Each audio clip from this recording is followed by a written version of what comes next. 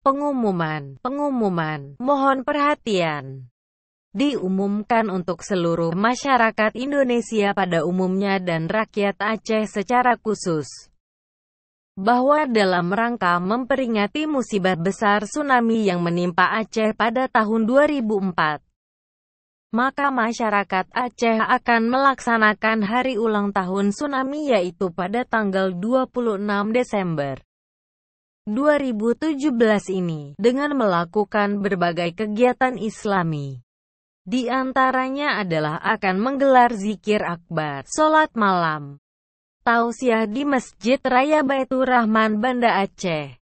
Acara tausiah akan disampaikan oleh Yang Mulia Ustadz Abdul Somad dari Maroko. Detail acara sebagai berikut.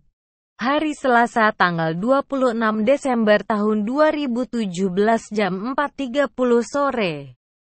Acara penyambutan dan pesijuk di Pesantren Al-Islah Al-Aziziyah Banda Aceh, sekaligus silaturahmi dengan alumni Timur Tengah atau IKAT. Kemudian pada jam 9.30 malam acara ceramah agama oleh Ustaz Abdul Somad. Kemudian pada jam 3 malam diadakan sholat malam bersama di Masjid Raya Baitur Rahman Banda Aceh. Demikian pengumuman ini kami sampaikan, semoga bermanfaat untuk kaum muslimi semuanya. Iklan layanan masyarakat ini disampaikan oleh Amal TV.